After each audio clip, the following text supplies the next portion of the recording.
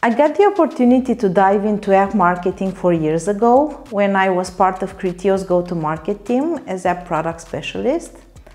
And before that, I had been working for over 8 years in account management, in international expansion consulting and sales roles at Google and Criteo. In the middle of the pandemic, I became an app marketing consultant for health and fitness apps, inspired by their impact on people's lives in such difficult times and also by their growth potential. At Lifesum, I'm lucky to be surrounded by a fair share of talented women, not only in the marketing team, but also in product, engineering, and business intelligence teams. However, when I go to marketing events or tech events, I get reminded that women still make up a small percentage in this sector. And I believe it's crucial to have a balanced workforce when it comes to sharing ideas and leadership.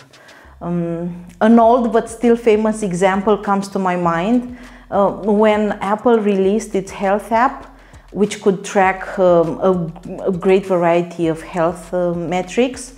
They left out period tracking, which is one of the most important aspects in women's health. So while this particular issue has been fixed, years later women are still not enough involved in decision making and are stuck at the middle level. One is app localization, and the second one would be an increased focus on owned media. When I say app localization, I'm referring to adapting the app's written and visual content to different cultural norms, measurement systems, currencies, local payment methods, because this allows the best apps to remain competitive in global markets. For example, at Lifesum, we provide balanced meal plans for people who live in different parts of the world to align with their culinary preferences and traditions. The second one, owned media, represents all the content that a brand or company control, like newsletters, push notifications, blogs, you name it. It helps grow an organic relationship with potential and existing clients. It is cost effective, and it is finally an investment in first-party data collection, which is becoming the holy grail of advertising. I think apps with a subscription model were a more difficult case for retargeting compared to free apps with in-app purchases. For instance, with e-commerce or gaming apps, retargeting can be more efficient because users are eligible to make multiple purchases.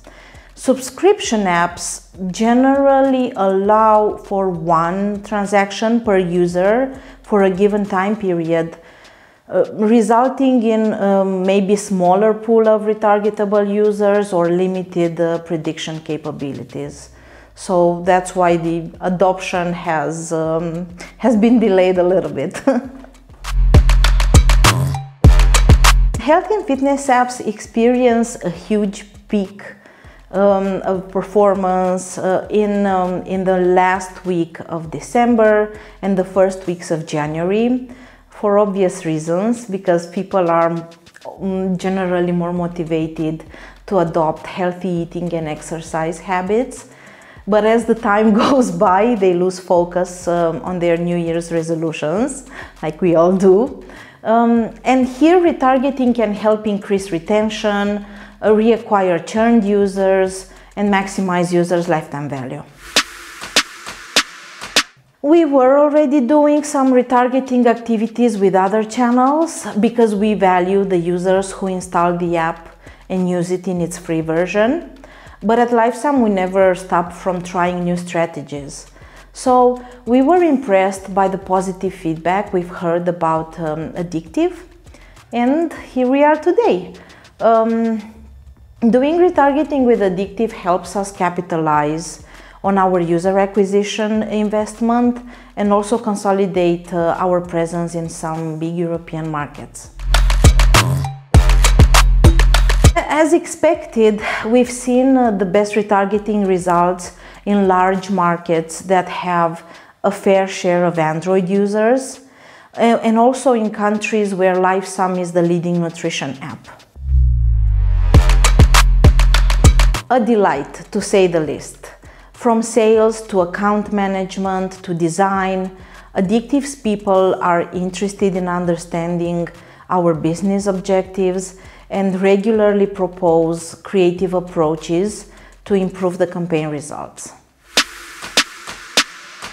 Well, short term, I'm really looking forward to the most important season for our industry and collaborating with Adikteev to get the most of it. But we've also identified long-term opportunities to scale the retargeting results. So yeah, overall, I believe we have an exciting partnership to enjoy in the future.